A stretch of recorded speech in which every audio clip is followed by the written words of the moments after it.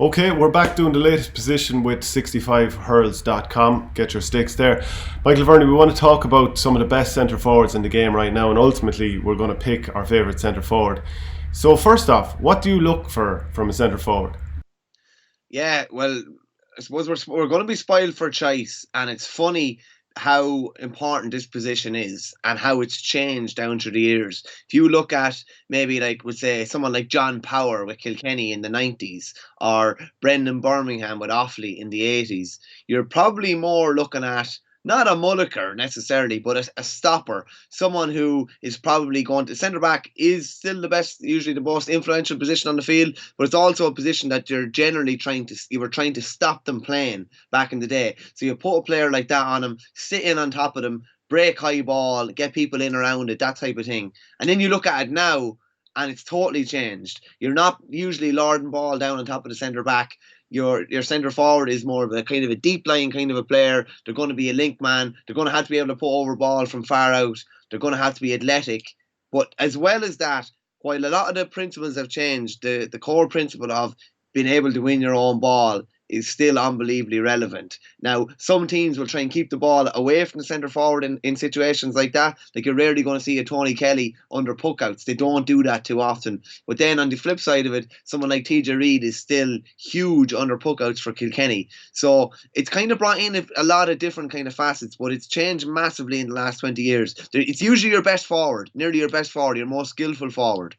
Well, yeah, it's true. Like there was the era, the John Powers and all these kind of lads who'd, a bulldozer and maybe not the slickest, most silky hurler on the field. Where did that actually change? Where you went from trying to go mano a mano against the centre back, stop the centre back hurling. We've all heard it, whether you're young lads or whether it was an era ago when you were trying to stop a brilliant hurler. When did it change from trying to go mano a mano to cancel him out to pulling him out of a position by having a skillful guy, let's say someone like Richie Hogan, who could pop over 6 points if you don't follow him as he roams? Like, when did that actually start to change? Uh, if you kind of have me on the fly there, I would probably say though, probably around the mid noughties, I'd say, when maybe teams stopped lording puckouts down on top of the centre back. It was it was probably around the time Cork were going well, to be honest with you. And while Niall McCarthy maybe wouldn't be regarded as maybe the most skillful centre forward of all time, he brought kind of that mobility to the centre forward role. He was pulling out, and as a result, Brian Hogan or John Tennyson or whoever was trying to sit back. And now the centre forward is often not picked up by the centre back now at all. The centre forward is often picked up by a midfielder, and then a half forward comes out and takes the midfielder's man. So kind of that's how it's changed. I would say probably about 15 years ago, when teams started maybe looking at puckouts differently and maybe started looking at possession a bit differently as well, and started looking at, we have to hold on to the ball and we're not going to make the centre back look like a hero. Yeah, because think of around that year, Richie Power comes along the scene and he's able to solo up the middle, incredible speed, and just a brilliant hurler. Henry Shefflin can do that to you. 2009 All Ireland, Lara Corbett was at 4 points from play out at centre forward, and Kilkenny probably wouldn't have seen that coming. And like another greyhound out there, so it's slightly different again to the battering ram centre forward. Now, if we're to talk about who's best out there at the moment, maybe we'll just start off with the Leinster teams and see who we're talking about there.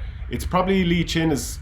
I know all these positions are sort of fluid these days, but more often than not, Lee Chin is probably going to be centre forward for Wexford. Yeah, he's usually out around there. He might go into a deep line kind of a midfield role at times as well. But he's kind of a throwback as well. When Wexford do need a puck out one, he's probably the one that they're putting it down on top. He is the one they're putting it down on top. Maybe Jack O'Connor with the odd one as well. But he also brings in that mobility into it as well. Like you can't let him get on ball 70 or 80 yards out the pitch. So he has the strength under a high ball and that kind of mobility. Maybe not as risky or as dangerous as maybe a Joe Canning maybe from that type of area.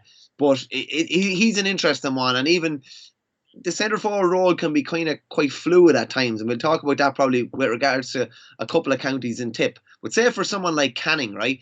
We probably didn't see the best of Canning. Canning was bottled up inside and maybe didn't have enough space, was given that creativity. And we talked about this about midfield as well. The centre forward has a lot of space. So they probably have the space maybe from the 45 out to the middle of the pitch, a circular kind of area around there, one of the biggest areas on the pitch. So when Galway brought Canning out there, they allowed him to be more creative, not be bottled up, maybe not be marked at times. And when you have someone like that out centre forward, it creates a real kind of quandary for teams. Like, you can't leave him free, no more than you could leave a TJ Reid free as well.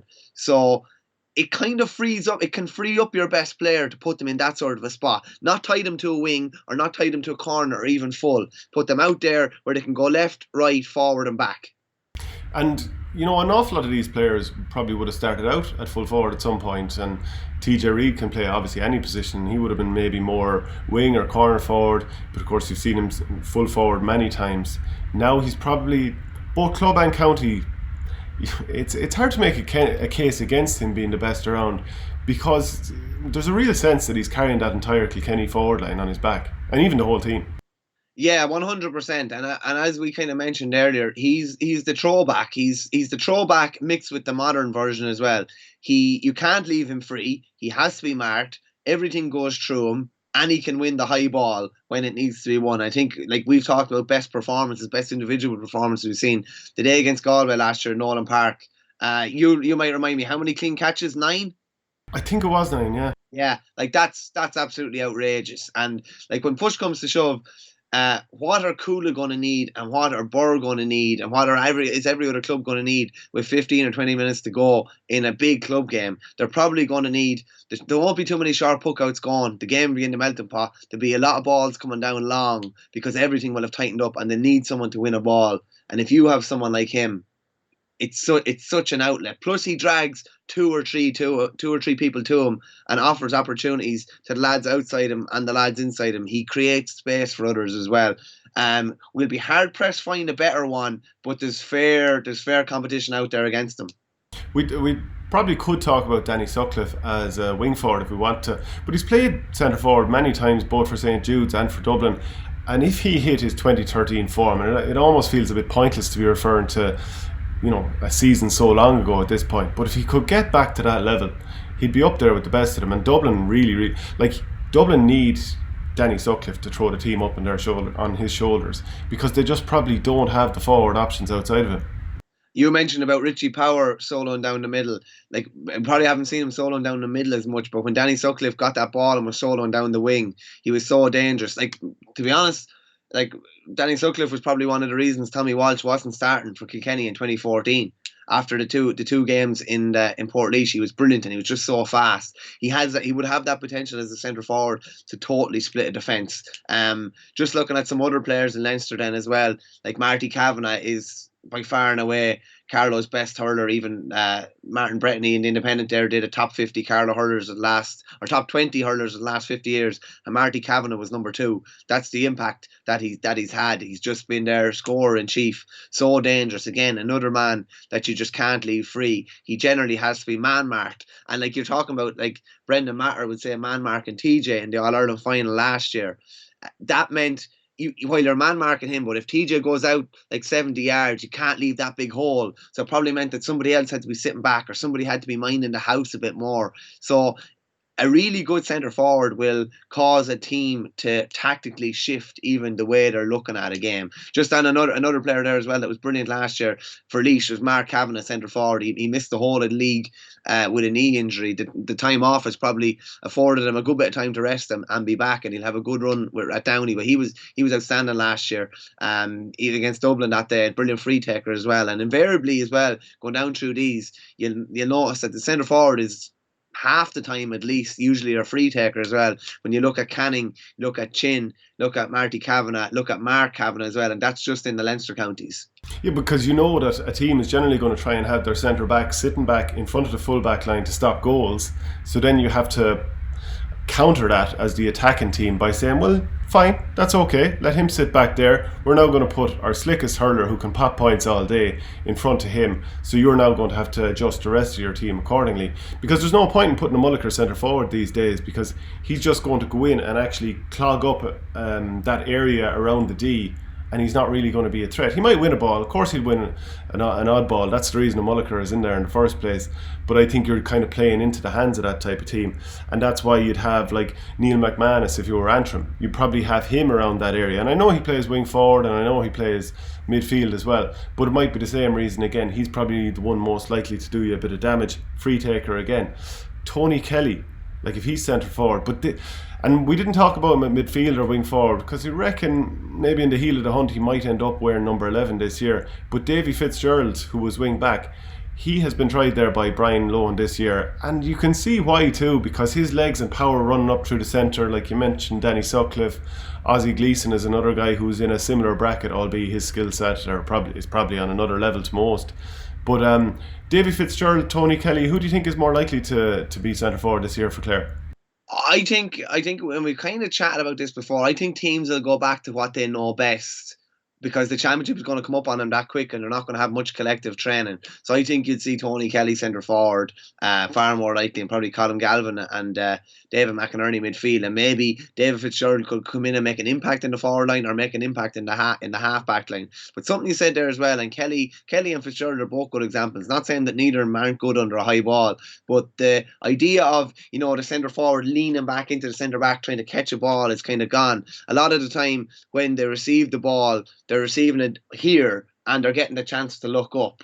That's what, Colin Galvin will look and will pick out Kelly. So rather than, having your back to goal and been leaning back in on top of a fella, they're trying to give the ball to, I suppose, a centre forward that can express himself a bit more and be able to look up and kind of, survey his options or whatever. So it has changed. It has changed an awful lot. You mentioned about the Mulliker. Like, if you had a Mulliker now centre forward and he was able to catch an old ball, like, he'd have to be so clever on the ball then as well. And invariably, those two don't usually come together. If you're one-dimensional, stop the centre-back from hurling. It's flicking a ball here on, flicking a ball there. But when they're actually on the ball, they're not as good as they need to be now. And you have to be so good in the ball now as a modern centre-forward. Like Brick Walsh would have been playing wing-forward in recent seasons, but you'd have to be as clever as him, do the little flick, make sure you always find the right man and sort of understand your own skill set. This is what I'm best at doing. Cork, Seamus Harnedy, I suppose, more often than not, might be in and around the centre forward position. It will, of course, change. All of these forward lines are quite fluid. But I kind of feel like too much of the burden of winning ball is with him. Like, if you go back to that 2013 All-Ireland, unbelievable. Both himself and Conor Ryan, who was marking, were both given Herculean displays and doing these things that was kind of above what you'd normally expect of the two of them. But he's a scorer, but he's also a ball winner, and Cork just don't have enough of him. They'd love another one. Yeah, I know you've talked about Bonner Matter before with Tipperary, how there was an over-reliance on him. And it's kind of got the same with Seamus Harnedy now.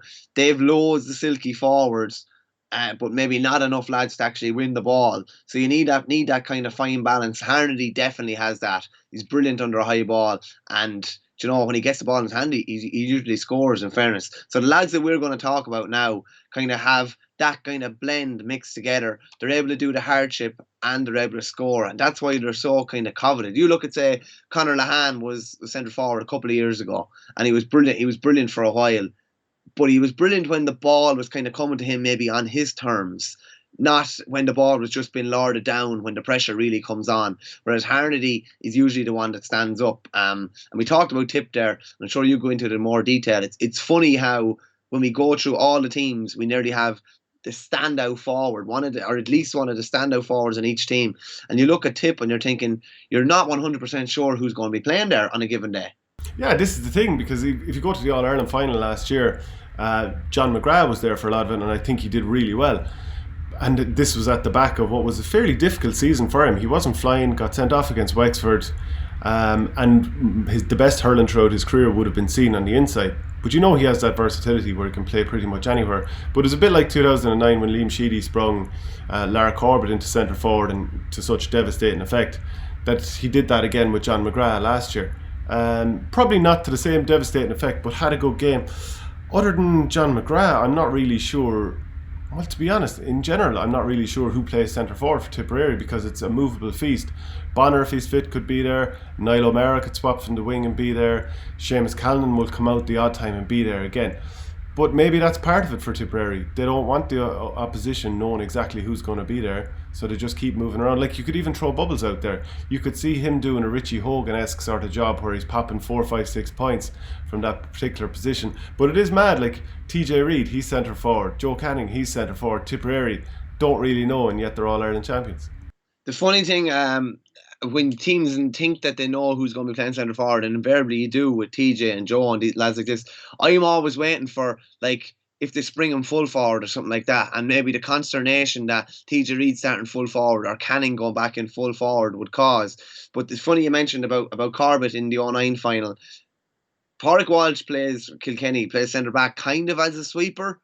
He kind of plays a deep line. So what did Sheedy want to do? He wanted to pull him as far away from Seamus Callan and co. So he brought out a player like John Mcgraw, who you basically can't leave free. No more than his brother Noel when he played centre forward, you can't leave him free because he'll punish you from 100 yards. So I think it's very clever, and I think to have that fluidity in the forward line, that you have a couple of lads that can play there. Jason Ford could do a similar role, could pull out. Bonner would play a different type of a role, maybe a bit more kind of in your face and abrasive than those other two lads. And to have that is kind of a gift in itself, really, because teams aren't really sure what they're preparing for. Like you talked about last year, how teams were kind of maybe able to do a lot of analysis on Limerick and the way Limerick are playing, and they were able to analyse the way Kyle Hayes is playing, who is so key to them as well, and they're able to shut him down and shut them down as a result. But it's kind of hard to do that with Tip because you're not sure what you're preparing for. But just on Limerick as well,